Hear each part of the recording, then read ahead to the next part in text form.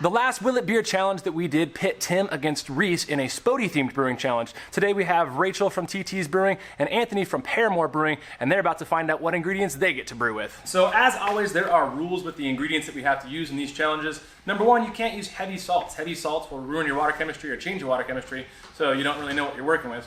Number two, you can't use anything with a high oil content. That would hurt your yeast production, and it would also ruin your head retention.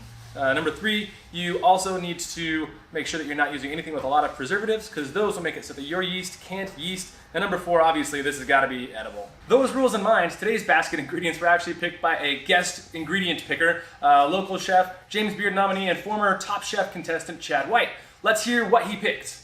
All right, so for Will It Beer, these are the ingredients that I picked, and you know, if anybody has dined at Zona Blanca, you would know that we have some unique ingredients. A lot of them came from Mexico. And some flavors that I really like in beers are flavors of mole. And typically you would have a bunch of spices here to achieve that. But what we've done is we brought grasshoppers from Oaxaca, so this is gonna add a nice nuttiness and earthiness to the beer. We have some chocolate, which will add some of those mole style flavors. And then we do have chilies that we brought along, morita chilies, which are quite smoky and a bit spicy and almost have like a raisin flavor to them, and then Guajillo chilies, which are also a bit fruity, a lot more mild. So I would recommend that the brewers spent putting more of these inside of their beer. And then of course we want some sweetness, and so we brought some good old gummy bears to really challenge the brewers, as that's probably not an ingredient that most people would put in a beer. So good luck, guys. After much deliberation, Anthony decided that his best course of action would be a Belgian quad to complement the fruitiness of the Guajillo chilies and the Haribo gummy bears, whereas Rachel decided that to go with the earthiness of the crickets and the Morito chilies, she would try a black saison. All right, so I'm gonna start off with some of this Heidelberg. Pretty excited about this Pilsner malt, about 5 pounds.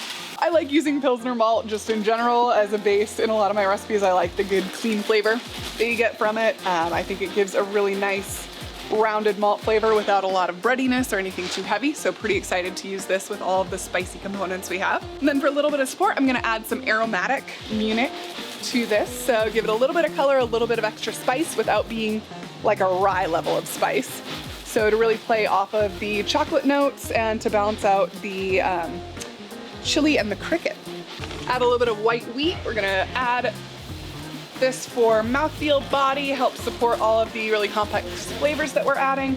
I don't wanna add a lot of color, so we're gonna go with the white here. Let's go get mashed in. I was gonna stir up a little bit. We got some Special B, very intense caramel flavors, both in the taste and in the aromatics. So we got a 1/2 pound of aromatic malt as well to help accentuate the rest of the beer, get some caramel flavors going. Adding a 1/2 pound of acid malt to adjust the pH, hopefully get this thing balanced out. So now going with a pound of wheat, we really want to help add a nice mouthfeel to this big beer. It's going to be right about 9%. We don't want it to be too thin. It also still very drinkable, but now also not too full-bodied and heavy. And you know, after 8 ounces, you don't want to drink it anymore. So right now I'm breaking down some of these peppers and getting the seeds out. If I left the seeds in, it would be unpalatable. Let's get brewing. All right, mashing in.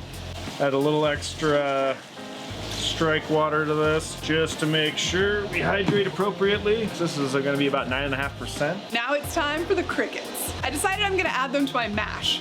That way I can get the most protein out of them and hopefully a lot of the really good flavor as well. How'd those taste? That's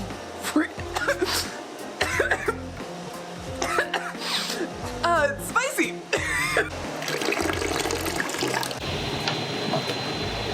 We'll be sparging out about 7 gallons or so. East Kent Goldings, a little earth, a little floral, a little spice. Should be a nice addition. About 3.5 ounces. Probably gonna add about a cup and a half or so. So I've chosen the, I feel like the juiciest, most berry flavored version of the Haribo gummy bears. I'm gonna drop it in. Ready? Yeah. You good, Sanka? Yeah, no, I'm good. I might start like eye sweating. Very excited about Medusa. So I hop my beers. Just one pellet at a time. Right now I'm throwing in this crazy hot pepper I forgot the name of. Candy sugar, Belgian. Extra dark candy syrup, Lava Bond, or excuse me, SRM of 180.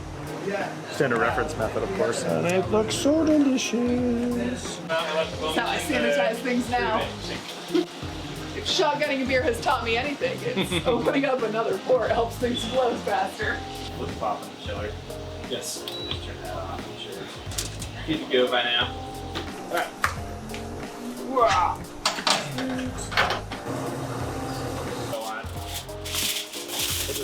Actually, no. So I want to do a really fun combo, so I'm going to mix the Imperial Rustic with a little bit of Y yeast French Saison, so I can really balance the esters and the phenols, get a little bit of that spice, but I don't want to have something that competes too much with the chili and everything else we're throwing into the beer. This says it has to be smacked. Yeah. All right, brew day's all wrapped up. I can't wait to see what happens next. I'll see you in a few days for some hop additions.